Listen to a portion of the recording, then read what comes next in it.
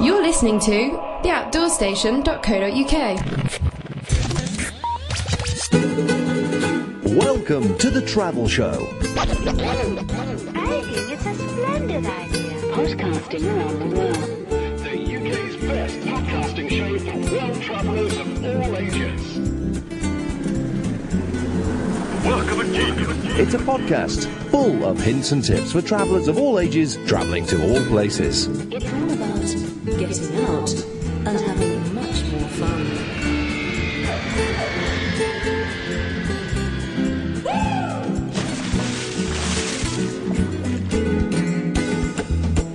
Hello and welcome back to another travel show here on theoutdoorstation.co.uk. Regular listeners will know that we applaud self-powered travel and, where we can, having as light a footprint on the land as possible. As such, I know many of us use public transport to commute to work or to the hills, with lots of listeners walking or biking the way to and from home and their place of work. Richard Harding is one such commuter, a cycling enthusiast who is always happiest when on two wheels, especially when making his way home for supper and the warm embrace of his family.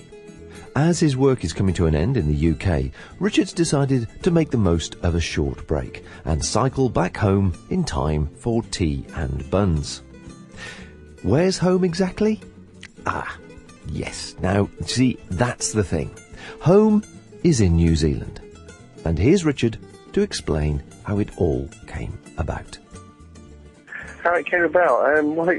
It came about from a strange quarter, really. My wife suggested it to me. It was sort of... it's been a long passion of mine, cycling. I gave it up, really, for when my children were small. I couldn't afford to do it at the time and stuff like that. I had too many other interests, sort of skiing, walking, and that sort of thing. And something had to give. And the cycling was the thing that gave. I suppose, I said on my site, sometimes a little bit slow on the uptake. And when she sent me a book, it's a long way for a pie, she's another Kiwi that sort of cycled back to New Zealand. That was sort of a hint in. And, we were talking on Skype one evening, and she sort of asked, would I like to do it? And it was like, well, just don't get me started, because sort of, I would. It's just such an awesome opportunity. And she said, well, if my contract got extended and or the house sold, then go for it. And that's basically where it's come from, the driving force. So New Zealand is your home then, and you're going back to New Zealand from the UK, and we're cycling all the ways. Have I got it the right way around? Yeah, we emigrated from Grendon in England April last year. I spent 6 weeks in my new adopted home, as it were, and came back to Fujitsu in Birmingham to finish a contract off. They invited me back to finish that work off. So as the house hadn't sold at the time, I came back to do that. So the idea is I cycle home from Whitby to New Zealand. Right, okay, and I presume then everybody, obviously all the family are back home in New Zealand, so they're sitting there waiting, doing the knitting at the moment. Indeed. Okay, well, so our listeners can follow the story and follow the information as you talk about it. I'm going to ask them to have a look on your website, which is www.giftme.biz, and they will come straight up with the heading there. No planes, no trains, no automobiles, just me, my bike, and I. Yeah. So now you're doing this. I mean, obviously we're going to go into detail in a second about how long and so on, but you're actually doing this for a charity as well, aren't you? Yes, I am. I'm doing it for the Spirit of Adventure Trust. It's a Kiwi charity, but it's based around the tall ships. And the whole idea of it is that they give the kids something a bit different. And I know that I was fortunate enough at a reasonably young age that somebody took me, it was abseiling, and that was it. I was hooked. I'm not saying I became a climber because I've got legs like no, they're not for climbing. But I was hooked. It was sort of it's always there, that adventure. So I saw the Spirit of Adventure Trust when I was looking for a charity, and it lit my fire basically. I thought it was fantastic. More admirable to you for doing that as well. I'm sure it is interesting, actually, isn't it? Is that I have to say I'm probably the same sort of age as yourself. Is that it does seem to be the mature generation that are actually propping up and being aware that the younger generation are perhaps not getting the same support and the same sort of encouragement to the outdoors as perhaps we did. Yeah, I think so. I think a lot of it is as well is sort of the kids are just branded the PlayStation generation, and a lot of people write them off because they're too fat, they're too lazy, they're too this, they're too that, and all they need is a kick in the right direction, as it were, and you're hooked. So let's talk about the journey then. Phenomenal idea, great idea. Cycling to New Zealand, love it. Go on then, give us the route. Give us the overview of the route. Okay, well I set off from Whitby. The 29th of March I leave Whitby. The pure reason for Whitby is the Spirit of Adventure Trust is a sailing-based charity. Cook sailed to discover New Zealand from Whitby, hence I'm leaving from Whitby. So that's my start point. I then follow up into Holland and basically taking the Rhine cycle route, which is a nice route through Germany. I follow all the way down to the Bodensee and then take up the German Danube route. It's the Danube through to Austria, then Slovakia, Hungary, Serbia, cross into Bulgaria, and then sort of my route breaks for a little while in Turkey while I pick up visas and stuff. Completely across Turkey, into Iran, and then Turkmenistan, Uzbekistan, Tajikistan, Kyrgyzstan, China, Vietnam, Laos, Thailand, Malaysia, Singapore, Australia, and finally New Zealand and home. Wow, that's fantastic.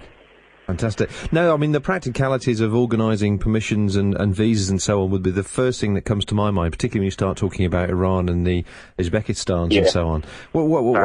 How is that? How easy has that been? It's not hard, but it's not easy either. There's sort of, for example, if you look on the Iranian website, it sort of says, just send some photos and some money, and basically they'll issue you a visa. You try that, and your application just gets bounced back to you, and you have to apply through a travel agent and get a number from Tehran. In essence, the travel agents deal mostly with your visas, and as much as I've tried to sort of negate them, as it were, you just sort of get slapped back with them in your face again. And sort of letters of introduction. There's sort of a mythical letter that you never get to see, but they cost you sort of maybe £25, £30 on top of the visa. So I suppose a lot of the countries are very poor, and it's just a way of raising money, greasing the palms, and sort of keeping things moving. Mm. And what about sort of the China as well? Because I know their borders are sort of opening slightly, but are they accepting an independent traveller like yourself passing through? They seem to, yeah. There are sort of no-go areas that change almost on a daily basis. The information's patchy. You can apply to the police station, and they may tell you whether you can pass through that area. And even if they do tell you that, you're not guaranteed that area isn't a closed area for that period of time. So it is a little bit of suck it and see. But the Chinese visa seems to have been relatively easy to acquire. And I do wonder if I'm being fortunate that it's Olympic year for China, and that they're sort of more open to foreigners, as it were, coming in. I hope, anyway. Yeah, indeed. I mean, is there any particular area that you've obviously been researching this now for a good 6 months or more, I would think? Mm-hmm. Yeah, nearer a year. Yeah. Is there any particular area that does actually concern you, part of the world? Yeah, I guess it is. It's quite a strange sort of thought, because it's also one of the areas that I'm really excited about going to, which is Tajikistan, and sort of along the Pomar Mountains. I believe there's only something like 200 foreign people, visit the mountains each year. And if you look at the Pomar Highway, it runs right along the Afghan border. And literally, you know, there's a river and there's Afghanistan. So yeah, that could be hairy, I think. But I don't know. I think I'd be more worried about it if I was in a big 4x4. But I'm on a bicycle. You know, to other people, I've got no value. You know, anybody with any work in their life doesn't travel by bicycle. Is the perception of people that don't have anything, if you know what I mean. Yeah, and presumably you'll be blending into the background anyway with that sort of equipment, because it'll be fairly well travelled by then, won't it? Yeah. As much as I can, and sort of just sort of absorb as much local knowledge and culture as I can, if you like, and try not to stand out more than I need to, which will be difficult. But has anywhere, any embassy or any particular country given you more problems than you thought they would do? No, so far it's been relatively painless, apart from, you know, sort of, as I say, no, you have to apply through travel agents. So the obtaining of the visas has been fairly painless, although the biggest problem that I encounter with it is that I can't be 100% certain I'll reach that country on the particular day. And that can be a little bit challenging. And, for example, sort of Turkmenistan, they want you to book a holiday at the same time and things like that. So but no, not really that problematic so far. But as I say, I don't pick up a lot of my visas till Istanbul. Right. So it may be then that I find out that there's more problems than I think, but I think I've just got to be a bit relaxed and laid back about it, and you know, take it in my stride. Yeah, it's interesting, isn't it? It's when you're actually in the UK preparing for these things that actually you get quite sort of rigid about your formality of doing something on a timetable. Actually, as soon as you hit the road, that goes out the window, and you just go, well, I'll just go with the flow. Yeah, you know, I think it is very easy here because everything you do is sort of regimented by time and different things, and sort of it all fits into place. But sort of I spoke to a guy from the Turkmenistani embassy, and he just sort of said, yeah, it's no worry, you know. He said, do you have a visa for Iran? I said, yeah, I have a visa for Iran. He said, well, it's easy, it's no worry, you just you know, call some people and it'll be done. And it was just a completely sort of different laid back approach to it. To, you know, the normal sort of very formal responses you get from embassies over here. So yeah, it is totally different. I'm looking at your route page at the moment on the website, and I take it the mileage or so on is kilometres, not miles, isn't it? It is kilometres, yeah. So and it is approximate. Yeah. So what do you expect to sort of average on a daily basis? I mean, I gather you're fairly fit now, but I presume within a few weeks or so you're going to be pretty fit. Well, the average I want to average over the whole trip is 100 kilometres a day. But, I mean, that's going to drop drastically when I'm in the mountains, sort of, you know, the Himalayas and stuff. It's going to, I wouldn't expect to do more than 50 kilometres a day there.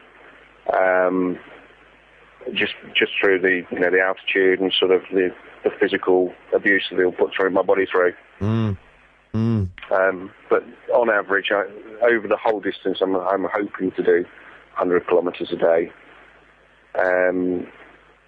it allows me enough time to sort of see other things as well, and cover enough distance to complete the trip in a reasonable amount of time.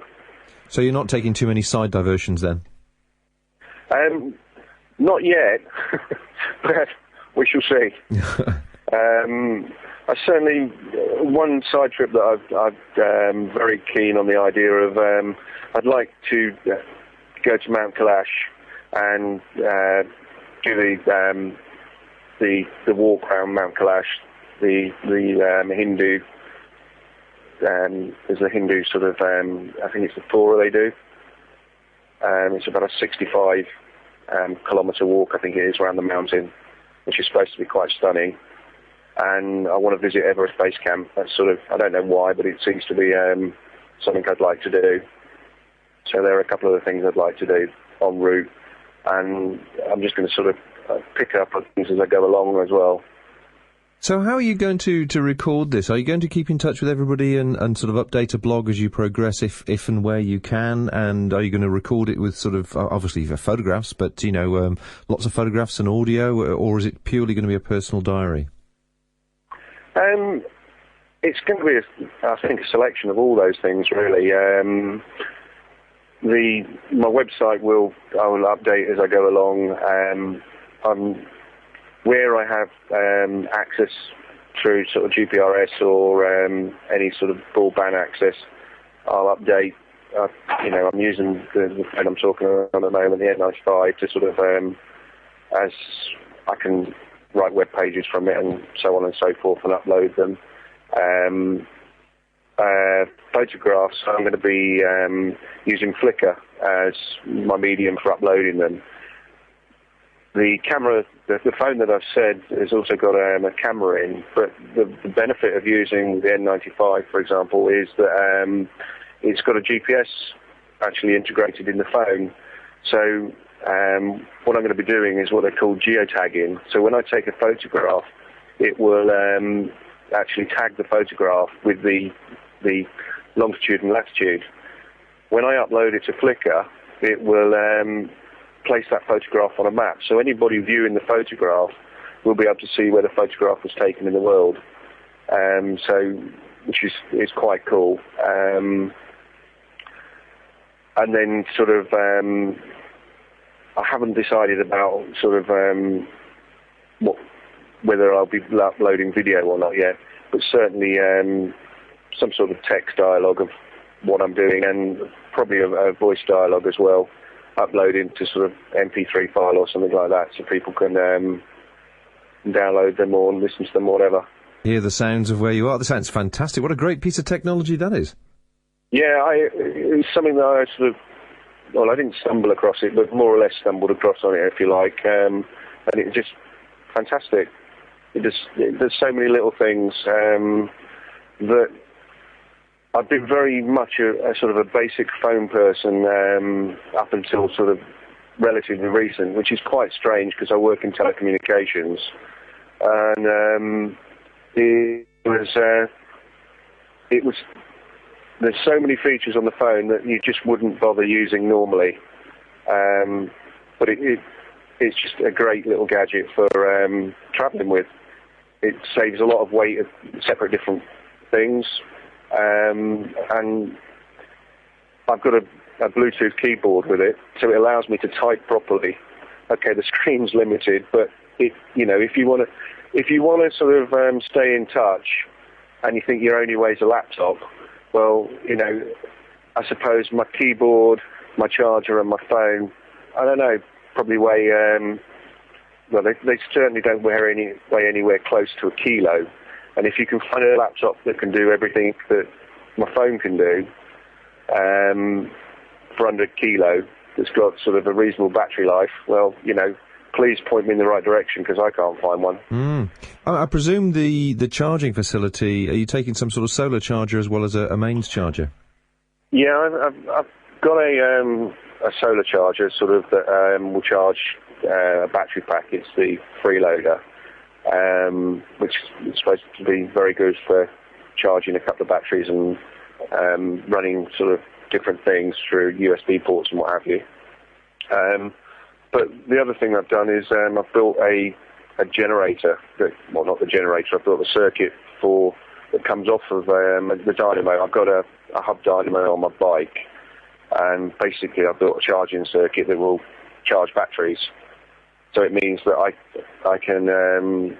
I'm pretty much independent. There's nothing I need mains electricity for at all.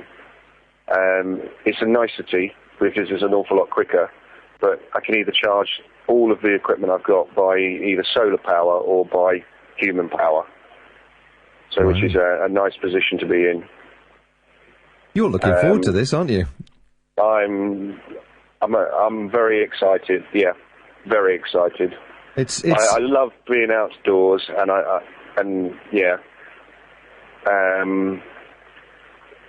some of the people I work with have sort of just you're camping, and it's like, yeah, but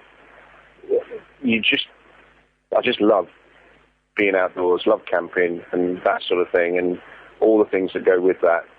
Yeah, I know it's not great when it's peeing down with rain, but then again, I like being inside a tent when it is raining. I like the noise that it makes and so on and so forth. So for me, absolutely thrilled about the prospect of it.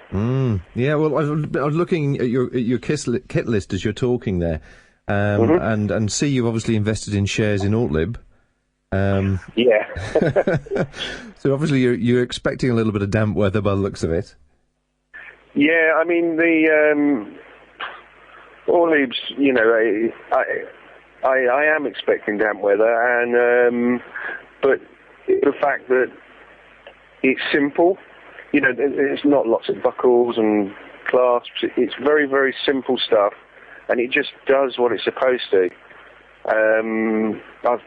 I've had sort of other kit, and it's just it just doesn't last. And that's what I found with the Altlib kit. It just does what it does. And it's probably a little bit heavier than some of the other equivalents.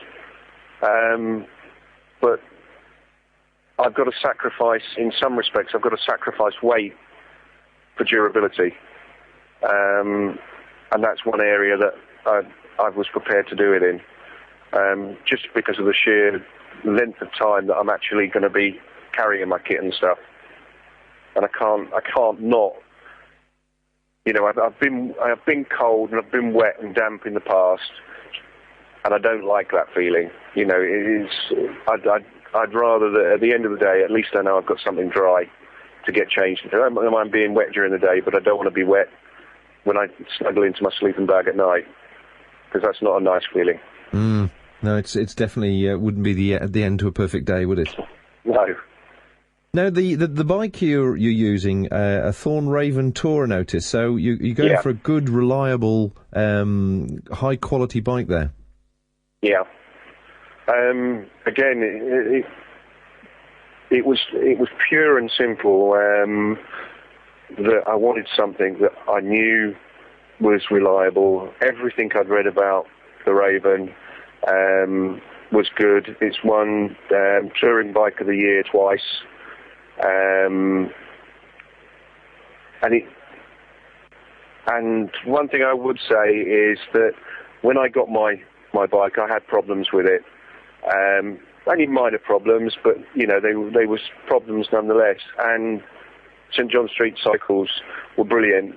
They admitted, look, we're not perfect, but they put it right. And you can't ask for more than that. If it goes wrong and something's not right, and somebody puts it right for you, it does instill confidence.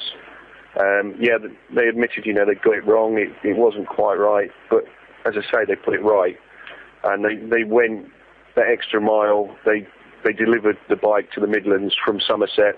Robin Thorne himself actually personally delivered it for me, as a sort of a sorry, and got it back, because he knew I was off to New Zealand and sort of to see my family for Christmas. So that was one of the reasons I went with them, and it's proved a good point. They are, and to be fair, it's one of the most comfortable bikes I've ever ridden. So all in all, I'm very pleased. Excellent. Now, I know that you're not what I would class, when I'm looking at your kit list, sort of really heavily laden, but you're going to be fairly loaded, obviously, with the range of gear, as you say, and the heavy sort of protection that you're going to need and feel safe to have.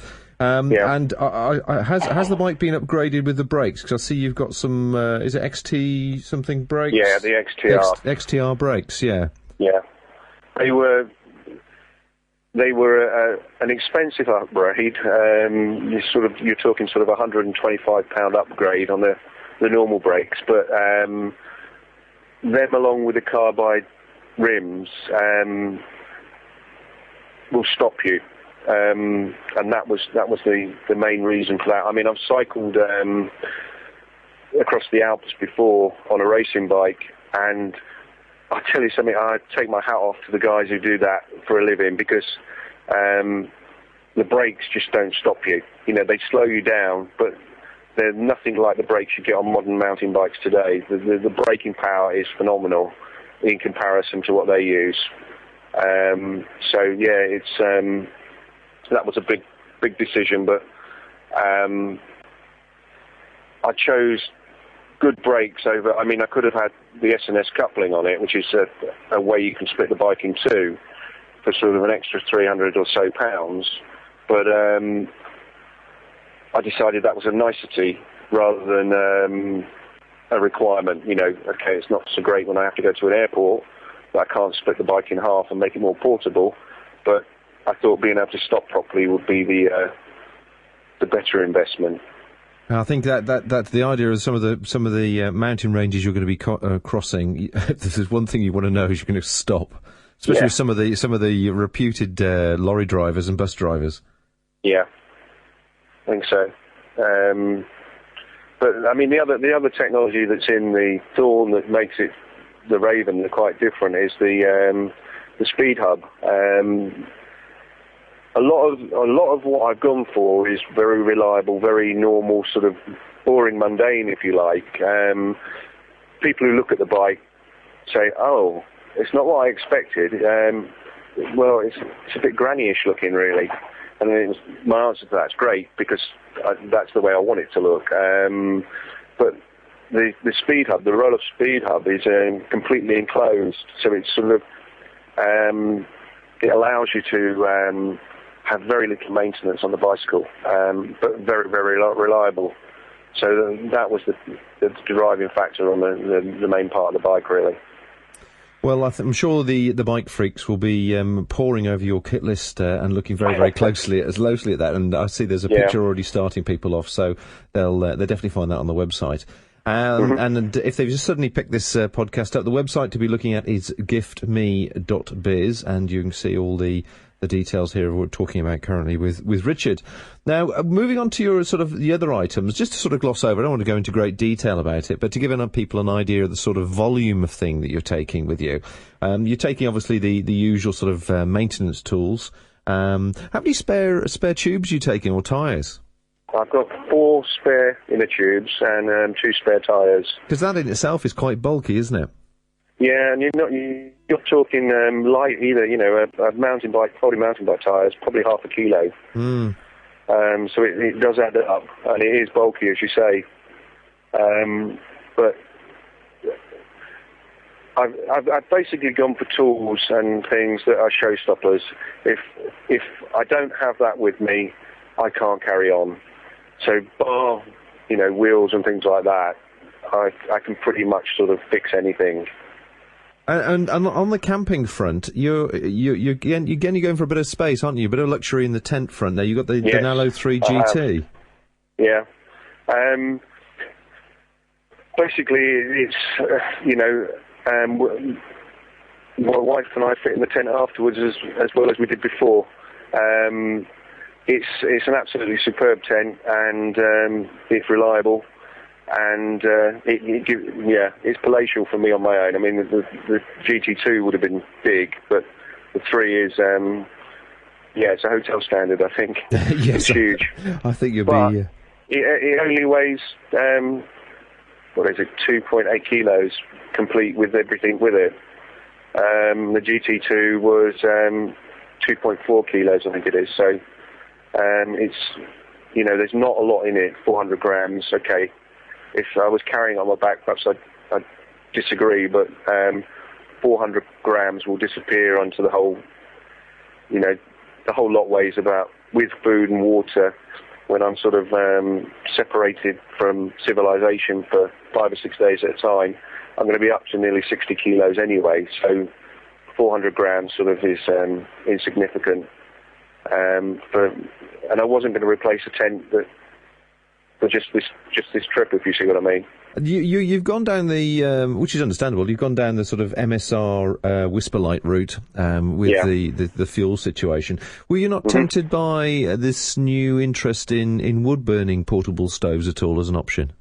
Again, my kit sort of, a lot of it I've already got, and the MSR I already had, and when you start to add up how much you've already spent and how much you're going to spend, it was sort of, the MSR became a very nice option, because it was free to me, if you like, because I'd already bought it in the past. And I've used it before, I know it's reliable. But certainly if I'd have been looking to buy, then yes, I would have looked at that. It would have been something of interest. Although I do wonder if it would have been, for some of the places I'd have been in, or I'm going to be in, whether I would have the wood and things like that to burn. No, just curious, really, to see what your choice was there. I think that anything like this, I know from my own travelling experiences, you can start to visualise the worst as well as the best, as it were, and with that in mind, when it comes to the medical kit, it's a bit of a Aladdin's cave. You can end up filling just one of your panniers with medical things as a just in case. So have you managed to whittle that down? I've obviously picked up one of the sort of syringy type kits, the sort of kits you can buy. Sterile kits, yeah. Yeah, so I've got that.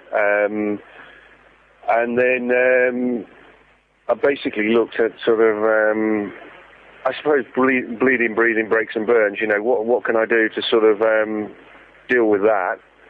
And then the more mundane, but probably equally seriously, my tummy doesn't feel so good, sort of side of things.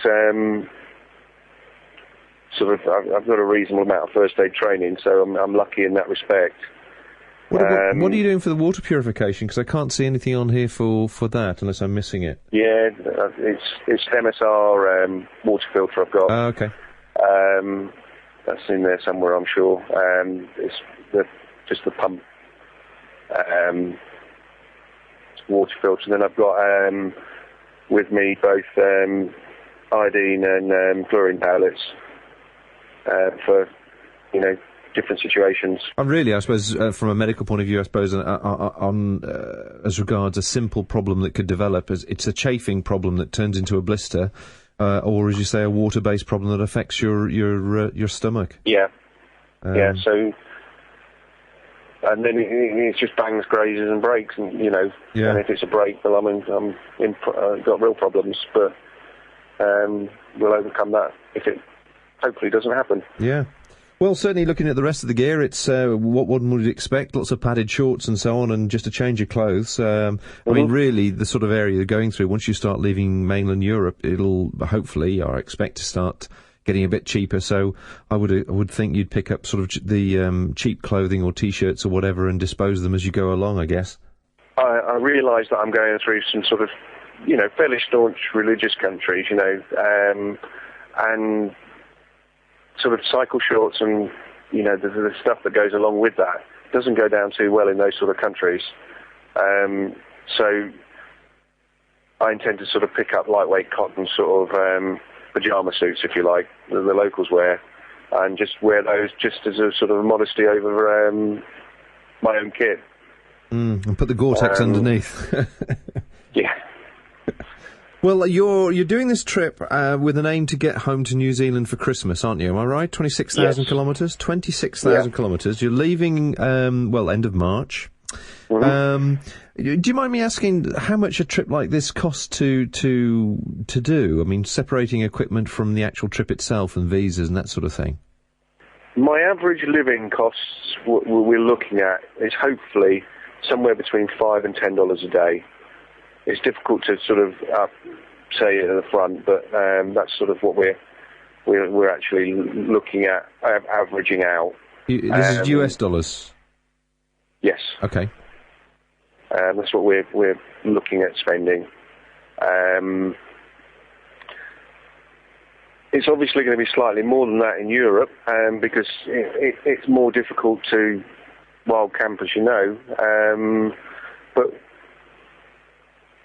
I won't be seeing so many things. I won't be spending so much on touristy things in Europe, because I've already cycled a lot through Europe. So I won't be revisiting the places that I've already gone to, if you see what I mean. So although my day-to-day running costs are higher, my sightseeing costs, if you like, will be lower. The costs that I've sort of incurred with it, I suppose the gear and to get me to that point is around £6,000, and my costs day-to-day running on the trip, with including flights and stuff, we anticipate to be about £2,000. So that's what we're looking at spending. And how are you going to manage the money side of it? Because obviously you're not going to carry that with you as cash. Are you using online banking and then transferring money to a card? In some respects, but one of the sort of top tips that I was given by a friend was Nationwide. Nationwide, even on their cash point card. So if you lose the cash point card, it's not a big deal.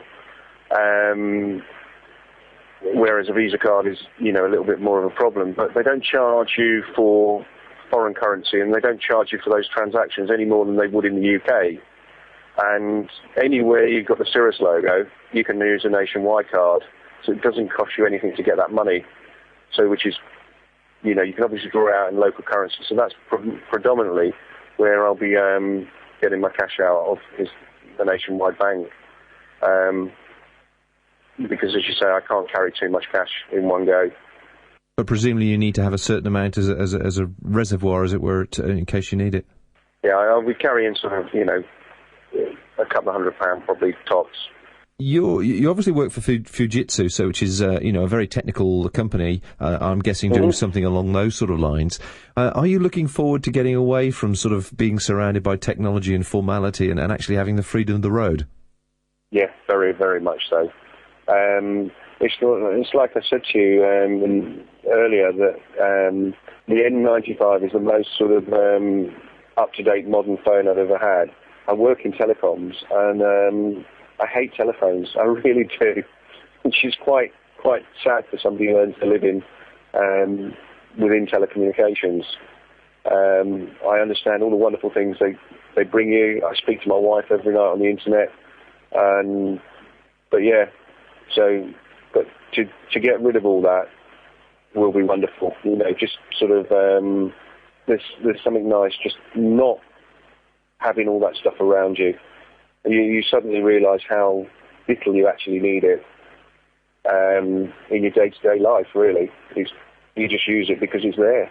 It's strange, isn't it? Technology empowers you, and actually the thing it does do is take away time.